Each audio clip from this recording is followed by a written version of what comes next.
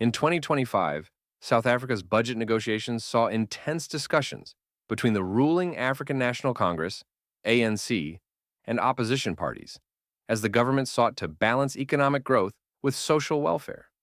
With rising public debt and pressure to fund critical sectors like education, healthcare, and infrastructure, opposition parties, including the Democratic Alliance, DA, and Economic Freedom Fighters, EFF, pushed for greater transparency and fiscal responsibility.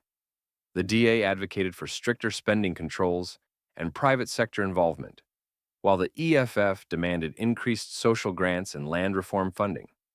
The negotiations reflected broader political tensions ahead of the upcoming elections, with all parties aiming to appeal to their voter bases while ensuring financial sustainability. The way that the budget process usually works is that there are negotiations beforehand between the Minister of Finance, different portfolio committees within Parliament, and essentially input is taken from all stakeholders, all portfolios and bodies like SARS and the like. Once that's done, the Minister will table that budget before Cabinet, and then it needs to be approved by Cabinet and Parliament before it's then rolled out. On the 19th of February, we saw an absolutely unprecedented incident when it comes to budget speeches and tabling in South Africa's democratic history, which was that the speech and the budget was not tabled.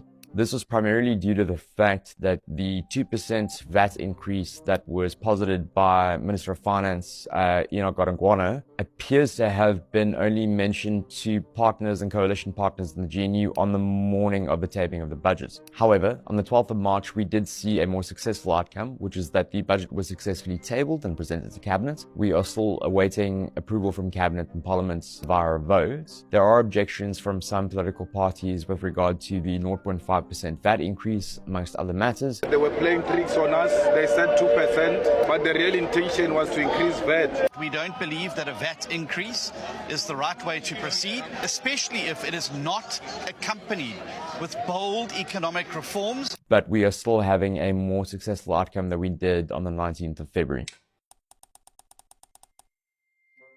Whether the ANC has a path to pass this budget or not is a complex question. What we've seen, and this is the most crucial takeaway from the fact that the budget was successfully tabled yesterday and presented, is really the GNU and the coalition at work and working successfully. So the 19th of February presentation seems to have blindsided most GNU and coalition partners. Yesterday's presentation was definitely the result of a negotiated outcome between parties, almost all parties within the GNU. Whether the ANC is able to pass this or not is still an open question, but I think it's highly likely. If this was executed in the manner which it should have been, these negotiations would ideally have occurred before the presentation of the budget itself. The biggest opposition came from the Democratic Alliance initially on the February 19th presentation, and then on the 12th of March, where the budget was tabled successfully, we also saw Mrs. Steenhuisen come out against the VAT increase. However, during the press briefing, Minister of Finance Enoch Godongwana did say that the DA had come to a compromise and that they had negotiated a concession that was outside of the budget for their support. So what that looks like remains to be seen. So if Parliament doesn't pass the budget, what we're likely to see is the budget that was tabled be sent back to the Minister and revisions be implemented in a similar manner as they have been previously when it wasn't passed on the 19th of February. However, I think personally that that's quite unlikely. The risk that it posed to investment and just to the fiscus in general by having the postponement was massive. I do not think it's likely that the Minister of Finance or the state itself is going to take that risk again. The most likely scenario, and I say this with a caveat that there are no guarantees, I think it likely that this budget will pass in its current form, even though we've seen resistance and some pushback from some parties within the GNU. My opinion is that that's more grandstanding and symbolic gestures after negotiations have in fact occurred, given the fact that on the 19th of February we didn't pass the budget, and That was a massive risk, again, to the fiscus and to the country. I do not see either Treasury, the Minister of Finance, or SARS taking that risk again now. I think that the politicking that is happening at the moment is primarily symbolic, and we're likely to see this budget passed.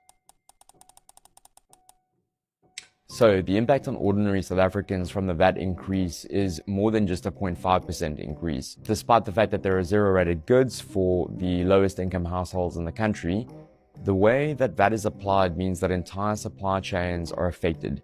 So those costs tend to create a much broader sense of inflation. An increase in VAT tends to be quite a blunt economic tool, and that phrasing is specifically from Treasury's own documentation. The reason why that is the case is a VAT tax is a tax on consumption. While the real cost of a 0.5% increase on VAT translates to roughly 0.43% for the normal consumer when it comes to household goods, it's possibly a much larger increase. So it's not easy or simple to measure the complete inflationary impact of a value-added tax. But if you think about how, for example, a simple supply chain might work, even for zero-rated goods. So, for example, Treasury's now added 10 vegetables as part of the zero-rated goods for VAT. Despite that being the case, the trucks that transport those goods, the warehouses that house them, the brakes and servicing for those vehicles, the production and supply chain, are all subject to this 0.5% increase, which means that the cost of goods, zero-rated or not, is likely to increase. And that inflationary impact is going to have results on the entire economy, not just specific goods. The addition of a 0.5% increase on VAT this year and another 0.5% next year is an attempt to increase revenue for the fiscus, which is currently quite cash-strapped. We have, as a country, a lot of things in which we need to spend money on and not enough money. What's interesting about this budget and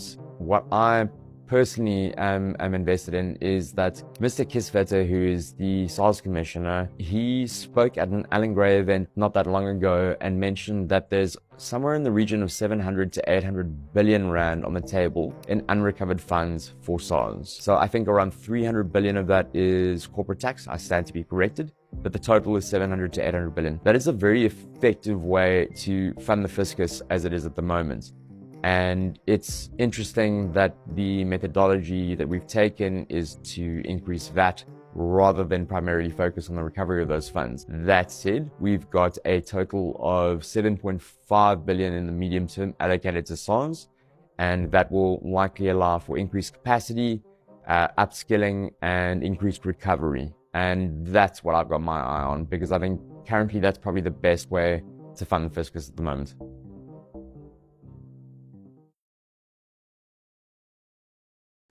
Even before the ANC's National Executive Committee meeting held formal discussions about the budget, the NEC members have rejected a proposal by the DA on its support for the budget. In a letter to the President, the DA said it would support the 0.5% increase in value-added tax if Ramaphosa would share oversight on matters around the economy with the party. President Cyril Ramaphosa delivered a political overview at the start of the closed-door meeting where he reflected on the budget stalemate. ANC leaders are due to reflect on the budget stalemate as the party does not have enough votes in Parliament to pass it. Newsroom Africa's Juanita Hunter has more. The ANC is in a tight spot to come up with the final plan to pass the budget. With the deadline looming, the party's top brass is locked in talks over what their options are. On the table is a proposal by the DA that it would support the contentious 0.5 percentage point VAT increase if the DA is given greater control over matters of the economy in the Government of National Unity. Newsroom Africa understands that this did not fly among ANC-NEC members. Finance Minister Enoch Godongwana told Parliament on Friday that the DA made this proposal in a letter to the President. Where is the DA on Comma 5? The DA has sent a letter to the President accepting Comma 5 in exchange for things which are outside the budget, like the Expropriation Act and so on and so on. Why am I making this statement, Chair? Is that we are more than happy to interact with Parliament and discuss the modalities if there are any changes in the budget, and And that those changes be confined to a debate about the budget. When asked about the letter, Party Secretary General Fikile Mbalula said the NEC would hear feedback from the President on a series of engagements with political parties. I do not want to dispel the question you are asking about the letter written to the President. It is possible that the DA could have written that letter. They have not written to us. It means they have written to the President in his capacity as the President of the country. But I can confirm that there's been engagement on the question of the budget at the level of the Parliament between the ANC and political parties. After revising the initial budget, the ANC has been unable to convince political parties to support its bid to pass the budget. Mbalula says the party was open to all suggestions. The thorny issue seemed to be the 0.5, but nobody provided alternatives as to where is the shortfall in terms of the budget going to come from. And these are the fundamentals we need to address. The DA's refusal to support the budget in its current form and the ANC's opposition to the DA's ask for more power over the economy has heightened tensions between the two parties. With the persisting stalemate, it appears that the stability of the GNU is now up in the air. For Newsroom Africa on Channel 405, I am Konita Hunter in Ekurhuleni. With less than a week to go before parliamentarians vote on the budget, two of the biggest parties in the Government of National Unity, the DA and ANC, are at odds over a proposed 0.5 percentage point hike in VAT. Newsroom Africa's Ziyanda Ngcobo has more. We are talking to everyone about the budget. So everyone who is represented in Parliament will be interacting and engaging on the budget issue. So it's as simple as all that. We're not only talking to one party. This was President Cyril Ramaphosa just last Monday confirming that they're courting parties outside of the Government of National Unity in order to be able to pass the budget in Parliament next week. This includes flirting with the EFF, Action SA and Umkhonto weSizwe Party. But with time running out and no consensus in sight between the ANC and DA, it doesn't look like the organizations outside of the GNU are convinced enough to save Luthuli House from its quagmire. We can't get past from an Action SA standpoint is firstly that the South African government wants to reach deeper into the pockets of ordinary South Africans at a time in which this budget does absolutely nothing to curtail the incredible wastages and inefficiencies of the most bloated cabinet in the history of our country. But also we can't get past the mental block that we are an opposition party being asked by a government that is made up of 70% of the South African people to help them approve a budget with an unpopular tax increase when they themselves should be sitting down and sorting things out. And that is why what we have said to the ANC is get your budget approved by your partners and not by the opposition. And if you can't do that, reconstitute a new government that can. On the same end, the Umkhonto weSizwe Party says the ANC has not formally approached it for a bilateral discussion, except for some hints through the Chief Whips Forum in Parliament. We were never going to even entertain an idea of discussing whether we must permit the increase of VAT as part of the budgeting options. There are several alternatives which our public representatives have presented, which should constitute the alternate to increasing the value-added tax in South Africa's budgeting framework. And I think that before the ANC approaches Umkhonto weSizwe, they should have made a public announcement already that there's not going to be any VAT increase. That is the only way. The only mandate which our members of parliament have in relation to the current budget is to reject it. But the ANC's chief whip in Parliament, Mdumiseni Ntuli, has confirmed that there will be a second round of meetings in the coming weekend in a final push to find unanimity over how the public purse should be managed. The party has calculated that with Build One South Africa's 2 seats and Action SA's 6 seats, they will have enough support to pass the budget without the EFF, MK Party and the Democratic Alliance. The The ANC's national executive is also meeting. So you would know that as of Friday, 1:30, the ANC had pretty much told us that nothing that we were proposing to them made sense and that they were going to seek the support of other political parties. They've hit a dead end there, and now they've subsequently came back to us on Saturday with a document responding to what we had been saying all along. We responded to them yesterday, and conversations right now, I'm told by the leadership and our negotiating team, that conversations are more constructive right now, that we may be able to find each other, but there is no conclusive agreement right now that we have signed on. You are correct that FedEx met last night, and the conversation that FedEx had was not on a conclusion on what it is that we're going to do, because obviously that decision is dependent on the outcomes of the negotiation table. Once the negotiating table has been cleared, then only can the leadership come and brief FedEx, and FedEx can take a decision on what it is that we're going to do. But what is important for South Africans to understand here, Moloto, is the fact that there's nothing new that the Democratic Alliance is bringing to the table. We've said from the onset that at the heart of the GNU's agenda, as far as the Democratic Alliance is concerned, is growing our economy, creating jobs and bridging the gap between the inequality that exists in South Africa.